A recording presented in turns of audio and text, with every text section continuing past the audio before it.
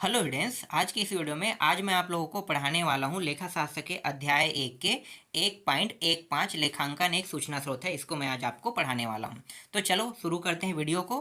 तो लेखांकन एक सूचना स्रोत है, इसका मतलब क्या होता है? लेखांकन एक सूचना स्रोत है, इसका मतलब होता है जो प्रबंधक होते हैं, स्वामी होते हैं, विनियोजक होते हैं, लेनदार, बैंकर्स, है ना, सरकार को अथवा हित रखने वाले प्रत्येक पक्षकार को लेखांकन सूचनाओं का संवहन एक साधन के रूप में करना ही सूचना स्रोत है, कह रहे हैं। समझ में आ गया? प्रबंधक का मतलब क्या होगा? जो प्रबंध करने वाला, है ना। जैसे कि आप स्कूल में पढ़ रहे हो तो आपके स्कूल में प्रबंधक होगा, जिसे हम अभी क्या कहते हैं? प्रिंसिपल कहते हैं। ठीक है, प्रिंसिपल का काम क्या होता है? पूरे स्कूल को मैनेज करना। मैनेजर के रूप में वो काम करता है, लेकिन हम स्कूल में रहते हैं, स्कूल में हम उसे प्रिंसिपल कहते हैं, बैंक में हम उसे मैनेजर कहते हैं। अलग अलग जगह में जो मैनेज करने वाले लोगों को अलग अलग कहा जाता है ना। तो हर एक क्षेत्र में अलग अलग रहता है। जैसे कि जिला में जाओगे तो कलेक्टर रहता है, क्योंकि कलेक्टर पूरे जिले को मैनेज करता है। तो इसी तरीके से प्रबंधक भी क्या है? एक प्रकार का मैनेज करने वाला, मतलब मैनेजर ही है। प्रबंधक को हम मैनेजर ही कहते हैं। ठीक है। स्वामी, स्वामी मतलब बिजनेस करने वाला, बिजनेसमैन व्यक्ति। ठीक है, तो बिजनेसमैन व्यक्ति जो होता है वो कहलाता है स्वामी कहलाता है, क्योंकि ऊपर में तो एक रहेगा ना, जो मालिक रहेगा वही तो स्वामी है, मालिक को ही हम स्वामी कहते हैं। तो स्वामी, विनियोजक, लेनदार, बैंकर्स, सरकार को अथवा हित रखने वाले प्रत्येक पक्षकार को लेखांकन सूचनाओं का संवहन, संवहन का मतलब होता है संचार या चालन, है ना। तो संचार करना, संचार एक साधन के रूप में ही करना ही सूचना स्रोत है। समझ में आ गया? चलो मैं थोड़ा सा इसे और समझा दें, क्योंकि ये तो लिखा हुआ शब्द है ना, लिखे हुए शब्दों को मैंने आपको थोड़ा समझाया। अब ये संचार के रूप में कह रहा है, किस प्रकार से संचार के रूप में होगा? मान लो मैं एक कंपनी का मालिक हूँ, है ना, और मुझे ये जानना है कि मुझे मेरे कंपनी के द्वारा, स्वामी हो गया ना, मैं स्वामी हो गया मतलब मैं मालिक हो गया, तो मालिक हूँ तो मुझे ये जानना है कि मेरे कंपनी के द्वारा मुझे इस साल कितना प्रॉफिट हुआ है, कितना लॉस हुआ है ना। प्रॉफिट लॉस के बारे में जानना है, तो मैं किससे पता करूँगा? तो जो लेखा रखे रहेंगे ना, उन लेखा बुक को निकालेंगे, और निकालने के बाद उससे टोटल पिछले साल के जो हुआ है, जिसमें फ़ायदा हो रहा है कि घाटा हो रहा है, उसका क्या करेंगे? मूल्यांकन करेंगे, मतलब गणना करेंगे।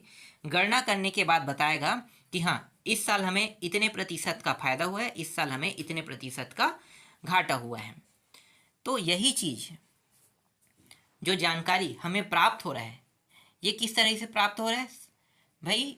सूचना के रूप में प्राप्त हो रहा है ना, संवहन के रूप में, मतलब संचार के रूप में प्राप्त हो। तो इसी को संचार के रूप में जो हम उपयोग करते हैं साधन के रूप, और वो हमारा साधन है, क्योंकि हम उसी के थ्रू हम क्या करेंगे? जानकारी को प्राप्त करेंगे। तो यही क्या कहलाता है? लेखांकन एक सूचना स्रोत है। समझ में आ गया लेखांकन किस प्रकार से सूचना स्रोत हुआ? चलो अगला टॉपिक देखते हैं। इसके बाद डायरेक्ट आ जाते हैं यहाँ पे। देखो, एक है आंतरिक उपयोगकर्ता और एक है बाह्य उपयोगकर्ता। ये आंतरिक उपयोगकर्ता और बाह्य उपयोगकर्ता क्या है? देखो यहाँ पे जो दिया है ये फालतू है, बाकी चीज़ आपको नहीं देखना, ये फालतू हो, क्योंकि ये सिर्फ यही बता रहा है कि विभिन्न पक्षकार है और इन पक्षकारों के आधार पर इसे दो भागों में वर्गीकृत किया गया है। तो ये कोई याद करने रटने वाला टॉपिक नहीं है ना। सिर्फ आपको इतना जानना है कि आंतरिक उपयोगकर्ता होता है और एक बाह्य उपयोगकर्ता होता है। आंतरिक उपयोगकर्ता में उन लोगों को शामिल किया गया है, मैं इसे थोड़ा सा ऊपर कर लेता हूँ। आंतरिक उपयोगकर्ता में उन लोगों को शामिल किया जैसे कि संचालक हो गए, प्रबंधक, अधिकारी और साझेदार, है ना। तो ये संचालक, प्रबंधक, अधिकारी और साझेदार, ये सब कहाँ रहते हैं? कंपनी जैसे है, मान लो बैंक है, कंपनी है ना, तो उसके अंदर काम करने वाले कर्मचारी, अंदर में काम करने वाले कर्मचारी बस को लिया जाएगा। ठीक है। और किसको लिया जाएगा? और यहाँ पे जो अब कर्मचारी तो मैनेजर तो रहेगा, तो सब उसके अंदर आ गया ना, कंपनी के अंदर आ गया। और साझेदार, साझेदार मतलब जो शेयर होल्डर होते हैं। एक कंपनी है तो उसके साथ कोई ना कोई साझेदार तो होगा ना, अकेले तो नहीं खोला है कंपनी, कई साझेदार होते हैं। तो साझेदार के कुछ लोग बैठे होते हैं वहाँ पे। देखना पिक्चर, मूवी में देखना, मूवी में दिखाया जाता है कि एक बड़ा कंपनी है, उस कंपनी के 60% होल्डर जो होते हैं वो मालिक कहलाते हैं, और जिसका कम होता है उसके लिए कुछ कुछ व्यक्ति बैठे रहते हैं। तो जब चेयरमैन या फिर उस कंपनी के जो सीईओ है, जब इसका चुनाव हुआ जाता है, तो जो 40% वाले हैं वो भी वोट देते हैं कि हाँ इसको बनाना है, और 60% वाला मालिक है तो जो इसके पास ज़्यादा बहुमत होता है वो अपना सीईओ रखता है कंपनी में। समझ में आ गया? देखना कई पिक्चरों में रहता है ना, पिक्चरों को देखना। तो ये क्या कहलाता है? साझेदार कहलाता है। साझेदार अपने अपने अपने मतलब अपनी ओर से कुछ व्यक्तियों को कंपनी में रखते हैं। तो ये सब क्या कहलाएंगे, ये सब के सब आंतरिक भाग कहलाएंगे, है ना, आंतरिक उपयोगकर्ता, सिर्फ अंदर के लोग ही। और इनका काम क्या होता है कि कंपनी को अच्छे से मैनेज करना, अच्छे से चलाना, और लाभ हानि के बारे में जानकारी इकट्ठा करना, किसी चीज़ में अगर उसको घाटा हो रहा है तो उसे प्रॉफिट में बदलना। देखो इनका काम यही होता है, अगर घाटा हो रहा है तो प्रॉफिट में, क्योंकि कंपनी प्रॉफिट में चलता है, अगर प्रॉफिट ही नहीं होगा तो फिर कर्मचारियों को वेतन कहाँ से देगा, है ना। तो ये सारी चीज़ें जो लाभ हानि, प्रॉफिट में चलाना, है ना, ये कहलाता है आंतरिक उपयोगकर्ता कहता है। और इनकी जानकारी, मतलब जो लाभ हुआ है, हानि हुआ है, इनकी भी गणना यही लोग करते हैं, आंतरिक भाग के लोग। इनकी जो जानकारी है ये बाह्य भाग को नहीं दिया जाता है। जैसे आम जनता है उनको इनके बारे में कोई भी जानकारी प्रोवाइड नहीं किया जाता है। समझ में आ गया आंतरिक आंतरिक उपयोगकर्ता का मतलब। अब आते हैं बाह्य उपयोगकर्ता। देखो यहाँ पे एक शब्द है बाह्य उपयोगकर्ता। ये बाह्य उपयोगकर्ता उपयोगकर्ता कौन होता है? बाह्य उपयोगकर्ता मतलब कोई भी हो सकता है, बाहरी लोग। जरूरी नहीं है कि उस कंपनी में काम कर, बैंक के हिसाब से चलते हैं, ठीक है। बैंक में बहुत सारे पब्लिक जो है, बैंक में बहुत सारे पब्लिक है ना, मतलब मेरे कहने का मतलब ये है कि कर्मचारियों के अलावा आम लोग भी है जिनका खाता बैंक में होता है, तो वो आम पब्लिक हुए ना, तो ये जनता हो गया। अब जनता जो हो गया ये भी इसमें शामिल होता है, बाह्य उपयोगकर्ता मतलब जनता शामिल है। इसके अलावा जो कर्मचारी है वो भी शामिल हो जाएगा बाह्य उपयोगकर्ता में। समझ में आ गया? बाह्य उपयोगकर्ता में सब शामिल होता है। मेरे कहने का मतलब ये है कि बाह्य उपयोगकर्ता अगर हम लेते हैं तो इसमें सब शामिल होता है, क्योंकि बैंक में मेरा भी खाता है, कर्मचारी का भी खाता है, तो भाई कर्मचारी भी तो अपने खाते से पैसा लेन देन कर सकता है, मैं भी अपने खाते से पैसा लेन देन कर सकता हूँ। जरूरी नहीं कि वो कर्मचारी जिस बैंक में है उसी बैंक में उसका खाता हो सकता है दूसरे बैंक में भी उसका खाता होगा। तो भाई खाता की जो जानकारी है वो बाहरी उपयोग के लिए भी तो होता है ना, तो ये कहलाता है बाहरी उपयोगकर्ता कहलाता है। अब आते हैं यहाँ पे बाहरी उपयोगकर्ता के अंदर कुछ बिंदु पॉइंट दिए हुए हैं। जैसे कि यहाँ पे पहला जो बिंदु पॉइंट है वो है स्वामी से संबंधित है, ठीक है, कंपनी के मालिक से संबंधित है। मान लो तो कंपनी के मालिक जो है वो लेखा तो रखता है। अब पूरा पूरा जो प्रश्न, पूरा जो ये अध्याय है वो लेखा से संबंधित है ना। तो लेखा से हमें क्या प्राप्त होगा, कि हमें लाभ होगा कि हानि होगा, इसके बारे में जानकारी प्राप्त होगा ना। तो किसी चीज़ में कमी होना, किसी चीज़ में वृद्धि होना, सूचनाओं, लेखांकन या प्रकाशित लेखों से प्राप्त होती है। समझ में आ गया? जो हम लेखा रखेंगे उससे हमें क्या होगा, जानकारी प्राप्त होगा। इसमें ज़्यादा समझाने की जरूरत नहीं है, हर एक जानकारी हमें लेखा से ही प्राप्त होगा, चाहे हमें लाभ हो या घाटा हो। यहाँ पे देखो संभावित विनियोग क्या है, विनियोक्ता, ठीक है, संभावित विनियोक्ता। तो ये संभावित विनियोक्ता का मतलब क्या होता है? जैसे कि किसी फर्म या साझेदार में बने किसी कंपनी के अंशधारी, है ना, अंशों के क्रय विक्रय से लाभ का अनुमान भी वह संभावित विनियोक्ता कहलाता है। क्लियर हुआ? यहाँ पे छोटा सा देखो, यहाँ पे बहुत सारे टॉपिक है, सबको पढ़ने की जरूरत नहीं, बस आपको ये समझना है कि संभावित विनियोक्ता क्या होता है। संभावित विनियोक्ता का मतलब होता है, देखो फर्म मतलब वही कंपनी से संबंधित है ना, और उसमें कुछ लोग तो अंशधारी रहेंगे, जैसे शेयर होल्डर रहेगा ही रहेगा वहाँ पे, है ना। तो अंशों के क्रय विक्रय मतलब जो शेयर है उसको कितना बेचना है, कितना खरीदना है ना, और लाभ का अनुमान भी उसमें लगाना है। तो यही सब क्या कहलाता है, संभावित विनियोक्ता कहलाता है। क्लियर हुआ? इसके बाद देखो अगला जो टॉपिक है वो लेनदार से संबंधित है। लेनदार यहाँ पे देखो, लेनदार का जो अर्थ है यहाँ पे थोड़ा सा बदल दिया, उधार देते हैं कह रहे हैं, जबकि देनदार उधार देते हैं ना, देनदार उधार देते हैं और लेनदार उधार लेते हैं। तो लेनदार हम समझते हैं उधार लेते हैं कह रहे हैं, और देनदार उधार देते हैं। तो यहाँ पे थोड़ा सा बदल दिया है। अब एकदम स्पष्टलित नहीं पता चला है मुझे भी, तो मैं आपको यहाँ पे लेनदार को कहूँगा कि उधार लेने वाला व्यक्ति कहूँगा, है ना। ये देनदार यहाँ पे होना चाहिए, लेनदार दे दिया गया है, यहाँ पे थोड़ा सा बदल दिया गया है। ये लेनदार, ठीक है, उधार लेने वाले। तो उधार लेने वाले से संबंधित क्या होता है, उधार किसको मिलेगा ये बता पूछिए मुझे। पहले उनके संपत्ति की पूरी जानकारी, है ना, उनका आकलन किया जाएगा। आकलन करने के बाद उसे कितना कर्जा देना है, बैंक का काम यही होता है ना, आप वहाँ पे डॉक्यूमेंट जमा करते हो कि मुझे कर्जा चाहिए, तो कर्जा चाहिए तो आप कुछ ना कुछ चीज़ को लेकर जाओगे, चाहे अपने घर का ज़मीन हो, चाहे घर का मतलब पर्ची उर्ची, जो चीज़ जो जानकारी डॉक्यूमेंट है ना, आपके पास कितना भूमि है, वो हर एक जानकारी उस डॉक्यूमेंट में सबमिट करोगे, उसके हिसाब से वो आपको कर्जा देगा। तो ये क्या कहलाएगा, कर्जा देगा, उसके बाद आप कर्जा लोगे, तो ये कहलाता है लेनदार कहलाता है। ठीक है, लेने वाला व्यक्ति लेनदार कहलाएगा। इसके बाद देखो ऋणदायी संस्थाएं। ऋणदायी संस्थाएं, तो ऋणदायी संस्थाएं क्या होता है, बैंक होता है ना, बैंक जो है ऋण देने वाला होता है, तो ऋणदायी संस्थाएं बैंक होता है। और ये उस आदमी की क्षमता के आधार पर जो बैंक है वो आदमी की क्षमता के आधार पर उनको कर्जा देता है, तो ये ऋणदायी संस्थाएं हैं। ऋणदायी संस्थाएं में बैंक आता है। बैंक के अलावा जैसे कि क्या कहते हैं, उन लोगों को भी इसमें शामिल किया गया है, साहूकार है ना, तो इनको भी इसमें शामिल किया गया है।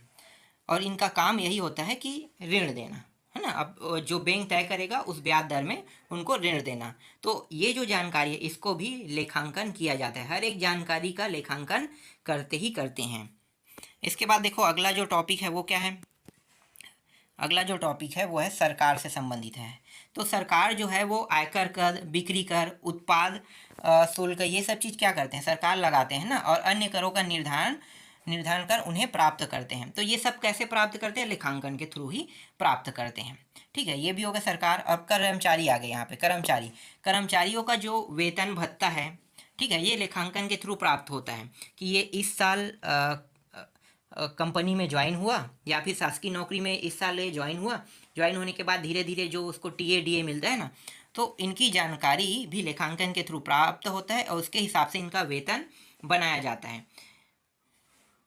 इसके बाद अगला जो टॉपिक है अनुसंधानकर्ता एवं शोधकर्ता, जैसे कि वैज्ञानिक होते हैं, तो इनके बारे में भी यहाँ पे थोड़ा सा बताया गया है। अनुसंधान या शोध वैषयिक लेखांकन सूचनाओं की उपयोगिता पर निर्भर करता है। लेखांकन सूचनाएं किसी व्यवसाय की वित्तीय क्रियाओं का दर्पण होती है। एक शोधकर्ता वित्तीय क्रियाओं का गहन अध्ययन कर लेखांकन सूचनाओं का उपयोग करता है। जो लेखांकन सूचना है उसका शोध करता है। तो ये वही है, 4-5 साल का रिकॉर्ड रखा रहेगा, 4-5 साल के रिकॉर्ड के हिसाब से देखा जाएगा कि हमें कितना कितना प्रॉफिट और लॉस हुआ है, उसके हिसाब से आगे का योजना बनाया जाता है ना, भविष्य निधि का योजना बनाया गया था। तो इसी को हम क्या कहेंगे, अनुसंधान करते हैं, हम शोधकर्ता कहेंगे, जैसे कि वैज्ञानिक लोग भी करते हैं ना। तो यहाँ पे अलग स्तर में कह दिया, तो इसको अनुसंधान और शोधकर्ता के रूप में इसे भी प्रदर्शित किया गया है। जबकि वैज्ञानिक, हम ज़्यादातर अनुसंधानकर्ता और शोधकर्ता में वैज्ञानिकों को ही लेते हैं, लेकिन यहाँ पे जो पूरे के पूरे जो पास्ट होता है ना, भूतकाल, उसका भी अनुमान लगाना और भविष्य का भी अनुमान लगाना, तो इसको भी इसमें शामिल कर दिया गया है। चलो अगला देखो, इसके बाद आम जनता आ गया। अब आम जनता लेखांकन सूचनाओं के आधार पर व्यावसायिक रुचि, रोजगार के अवसर, स्वच्छता, प्रदूषण नियमों का उल्लंघन एवं जन कल्याण को प्रधानता देती है। जनता वार्षिक लेखों एवं प्रतिवेदनों के माध्यम से यह जानने का प्रयास करती है कि कंपनी या संस्था से उसे कितना लाभ प्राप्त हो सकता है। ठीक है, ये कैसे हमें पता चलता है, बैंक में मेरा खाता है और बैंक में हर साल ब्याज दर बदलते रहता है, हर साल ब्याज दर बदलते रहता है। पहले जो देखो मेरा स्टेट बैंक में खाता है, तो मैं अपने हिसाब से बता रहा हूँ ना, जब मैं खाता खुलवाया था तब मुझे ब्याज दर 4% मिलता था, नॉर्मल सेविंग अकाउंट में 4% मुझे ब्याज मिलता था। लेकिन अभी वर्तमान में वो घट के कितना हो गया, 2.7 हो गया है। मतलब 1 लाख में 4,000 रुपया मुझे सालाना मिलता था, जो अब घट के सिर्फ 1 लाख में 2,700 रुपया बस अब मिलता है। ठीक है, तो ये कंपनी के थ्रू हम ये पता कर सकते हैं, हमें किसी बैंक में अगर हम खाता रखते हैं तो खाता रखने में कौन सा बैंक हमें ज़्यादा ब्याज देता है, कौन सा बैंक कम ब्याज देता है, हम इसकी भी जानकारी ले सकते हैं।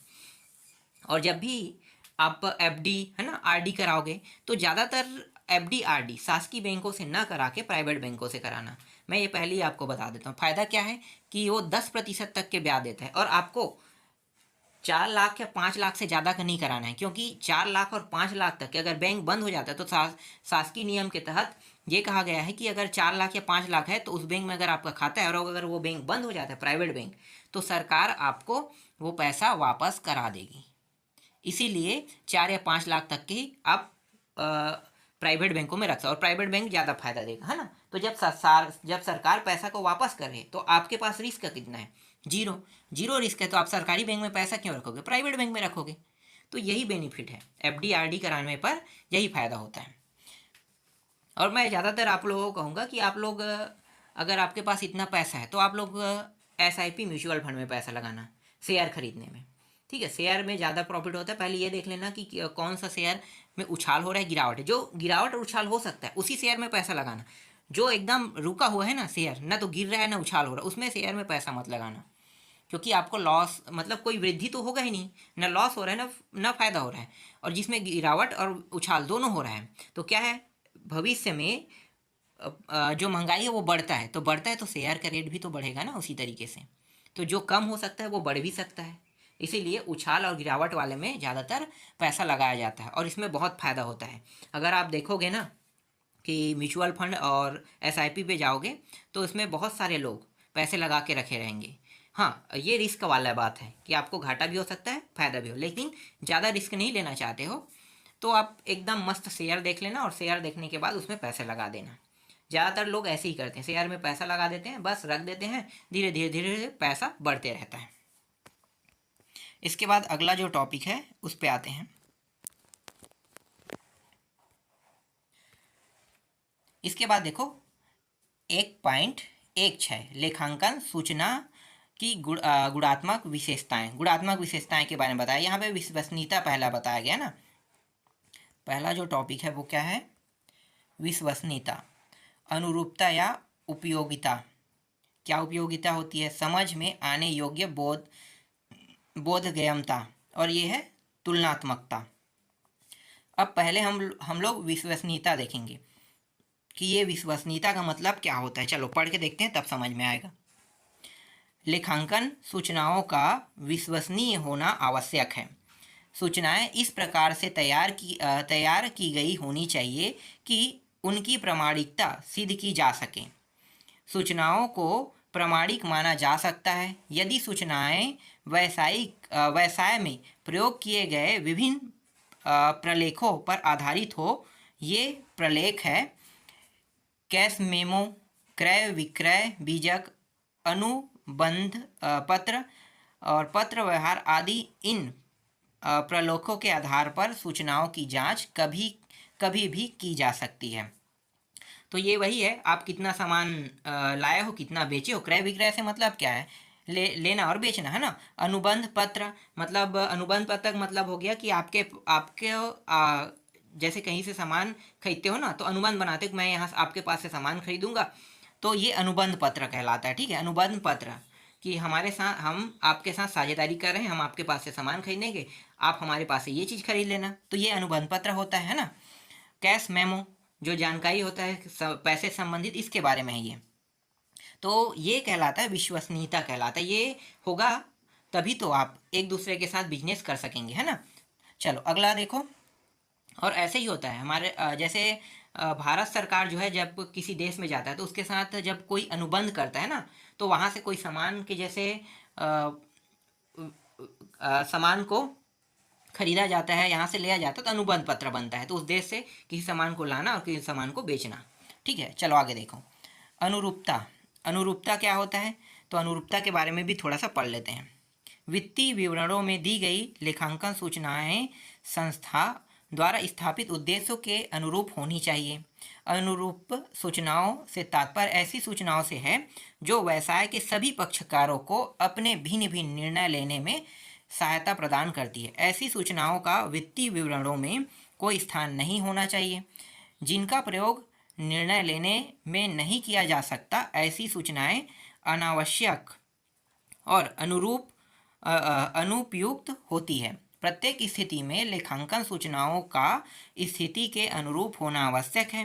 सूचनाएं अनुरूप होती है यदि लेखा पालकों ने इन्हें एकत्रित करते समय सभी पक्षकारों की आवश्यकताओं को ध्यान में रखा है। वित्तीय विवरणों में प्रदर्शित कोई सूचना किसी पक्षकार के लिए सामान्य होती है तो वही सूचना किसी अन्य पक्षकार के लिए विशेष हो सकती है। सूचनाओं का सामान्य होना या विशेष होना उनके प्रयोगकर्ताओं के उद्देश्य पर निर्भर करती है।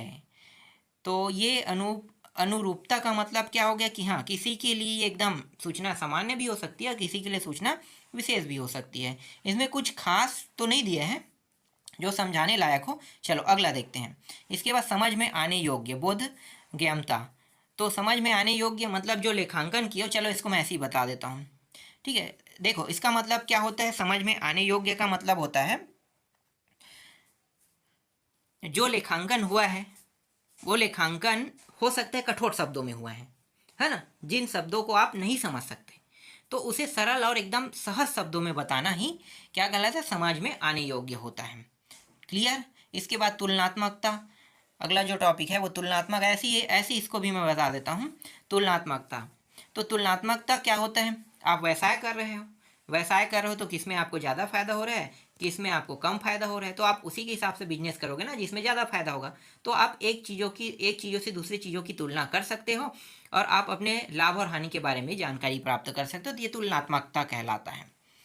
तो आज की वीडियो में बस इतना ही मैं आपको पढ़ाने वाला हूँ।